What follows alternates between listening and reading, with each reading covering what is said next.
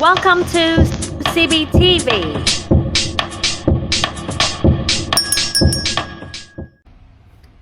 Hi everyone, so today let's practice English with me through the book The Art of Living of Thich Nhat Hanh. Okay, so we're gonna start with the introduction first and then the chapter 1 named Emptiness, the Wonder of Interbeing. Introduction. We're so close to Earth that sometimes we forget how beautiful it is. Seen from space, our blue planet is remarkably alive, a living paradise suspended in a vast and hostile cosmos.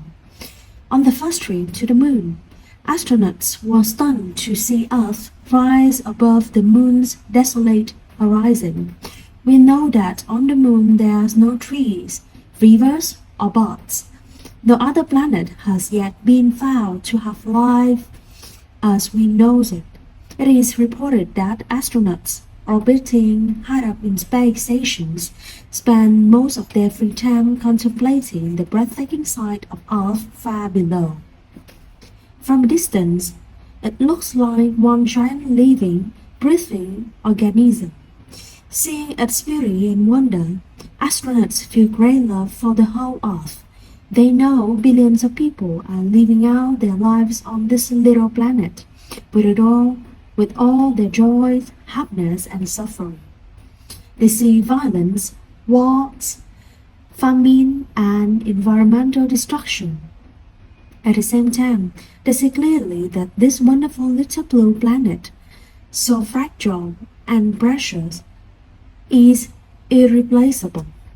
As one astronaut put it, we went to the moon as technicians, we return as humanitarians. Science is the pursuit of understanding, helping us to understand distant stars and galaxies, our place in the cosmos, as well as the intimate fabric of matter, living cells, and our own bodies. Science, like philosophy, is concerned with understanding the nature of existence and the meaning of life. Spirituality is also a field of research and study. We want to understand ourselves, the world around us, and what it means to be alive on Earth. We want to discover who we really are, and we want to understand our suffering.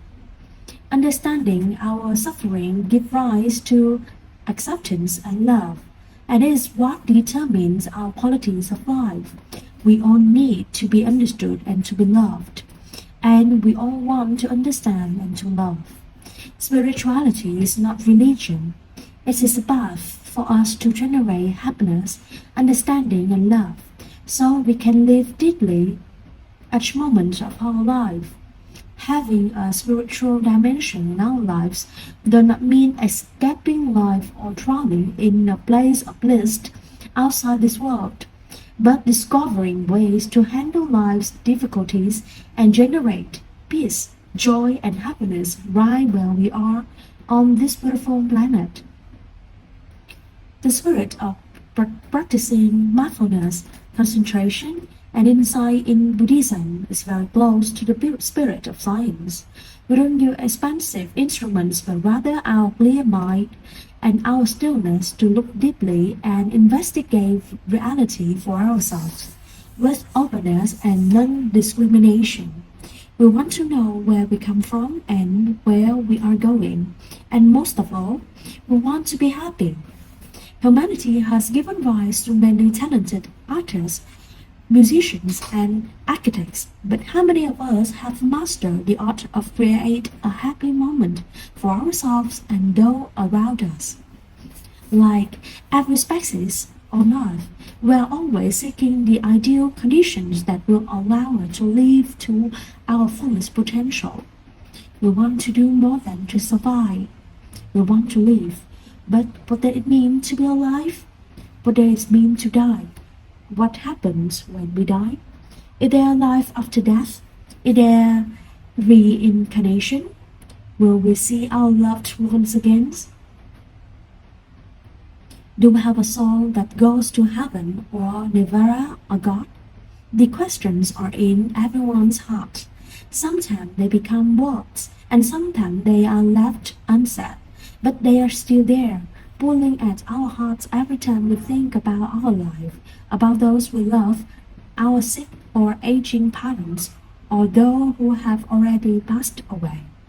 How can we begin to answer these questions about life and death? A good answer, the right answer, should be based on evidence.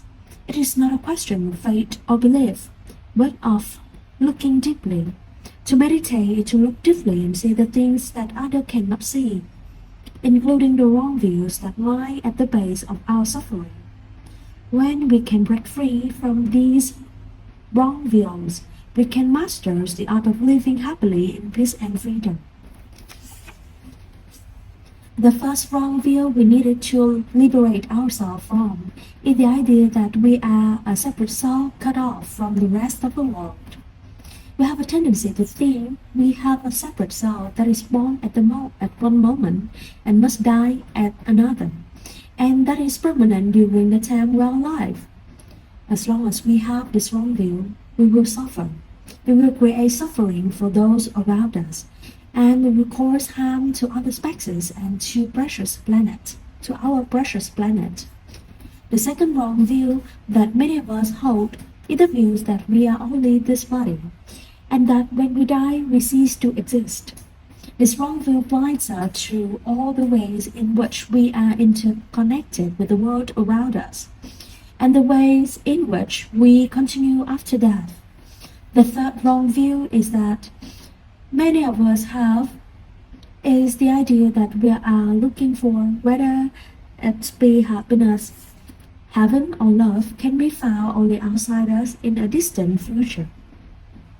We may spend our lives chasing after and waiting for these things, not realizing that they can be found within us, right in the present moment.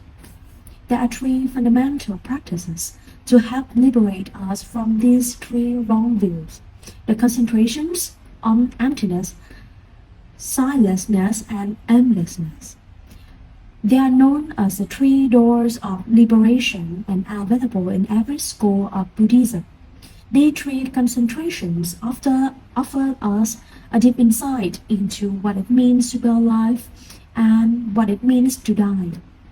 They help us transform feelings of grief, anxiety, loneliness, and alienation. They have the power to liberate us from our wrong views so we can live deeply and fully and face dying and death without fears, anger, or despair. We can also explore for additional concentration on impermanence, non-craving, letting go, and nirvana. These four practices are found in Sutra of the Four Awareness of Breathing, a wonderful text from early Buddhism. The concentration on impermanence helps free us from our tendency to live, although we and our loved ones will be here forever. The concentration on non-craving is an opportunity to take time to sit down and figure out what true happiness really is.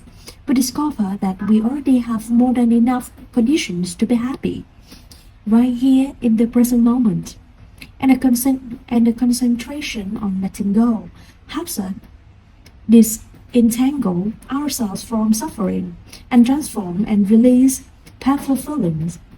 Looking deeply with all these concentrations, we are able to touch the peace and freedom of nirvana. These 7 concentrations are very practical. Together, they awaken us to reality. They help us cherish what we have, so we can touch true happiness in the very here and now. And they give us the insight we need to treasure the time we have, reconcile with those we love, and transform our suffering into love and understanding.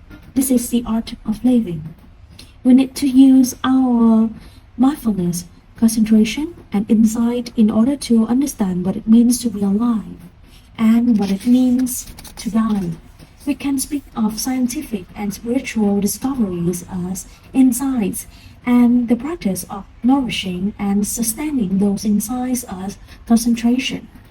With the insights of science and spirituality, we have an opportunity in the 21st century to conquer the root causes of suffering in human beings.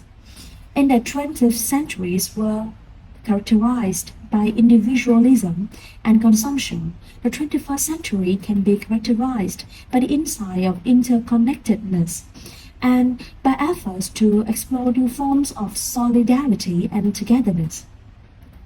Meditating on the seven concentrations enables us to see everything in the light of interdependence, freeing us from our wrong views and breaking down the barriers of a discriminate mind. The freedom we seek is not the kind of freedom that is self-destructive or destructive of other nation or the environment, but a kind of freedom that liberates us from our loneliness, anger, hatred, fears, craving, and despair. The teaching of the Buddha is very clear, effective, and simple to understand. It opens up a path of living, not just for our personal benefit, but for our whole species. We have the power to decide the destiny of our planet. Buddhism offers us the clearest expressions of humanism we have ever had.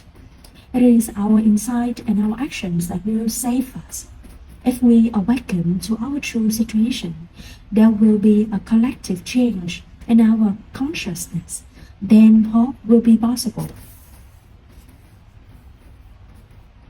Let us explore how the seven concentration, deep insights into reality, can shine light to our situation, our suffering. If while reading book you find yourself in unfamiliar terrain, just breathe. This book is a journey we make together, like taking a walk through the forest, enjoying the breathtaking wonders of our precious planet. Occasionally, there is a tree with beautiful park, a striking rock formation, or some vibrant moss growing just off the path, and we want our companion to also enjoy the same beauty. Sometime along the path, we'll sit and have lunch together, or further on the journey drink from a clear spring. This book is a little bit like that. Occasionally, we will stop and rest, to have a little drink, or to simply sit there, the stillness between us already complete.